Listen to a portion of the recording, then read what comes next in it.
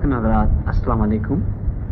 असांजे अॼोके सिंध सिंगार में जेको असांजो महिमान फ़नकार आहे उहो काफ़ी वक़्त खां वठी ॻाईंदो पियो अचे।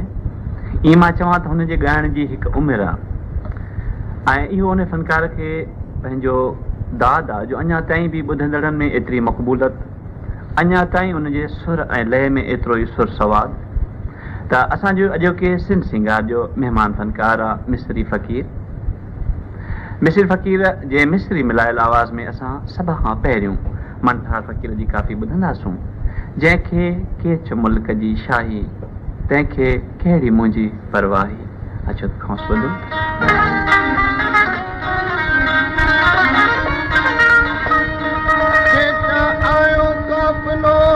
भलेरो बाया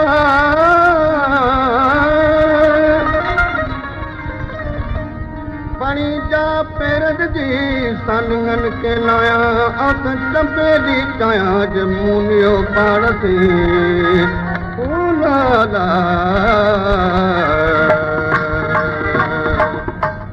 जके के जमुल की शाही शाही जके के जमुल की शाही शाही तक केड़ी मुझी परवाही जके के जमुल की शाही शाही जके के जमुल की शाही शाही तक केड़ी मुझी परवाही जके के जमुल की शाही।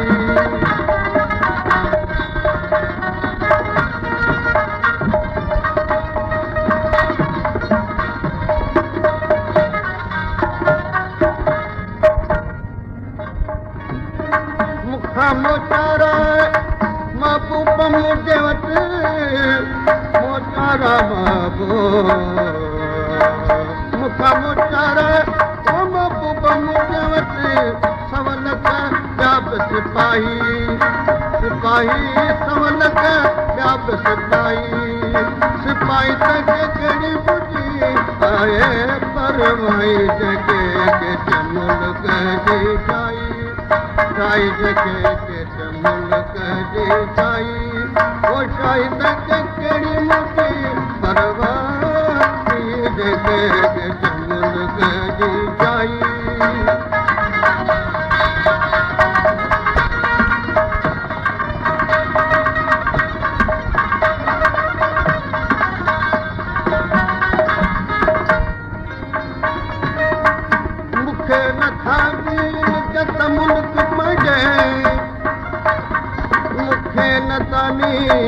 जत मुल्क पंहिंजे जे गठेरनि गॾीन कदन खां पीणो कयां को जो आयुम कोड पारो चाणी साथ सी हुजे चोदम कोड ऐं पैची सुणायां जग खे शाम तकीअ में ओ शराकत वारी शाम तकीअ में शराकत वारी तॾहिं थी असे बेवाई बेवाई उतनाई थी असी बेवाई बेवाई तंहिंखे कहिड़ी मुझी आए ओ परवाही जके के जमुल जी शाही।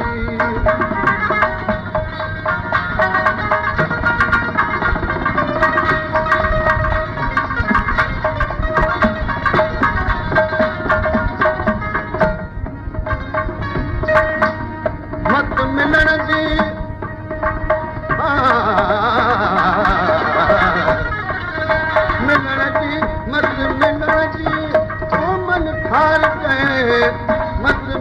जी मन थार के मुखे दसे जेका खुद दाई ओ दसे जेका खुद दाई है दाई तके केड़ी मुझी परवाही जके के जमुल जी शाही शाही जके के जमुल जी शाही शाही तके केड़ी मुझी परवाही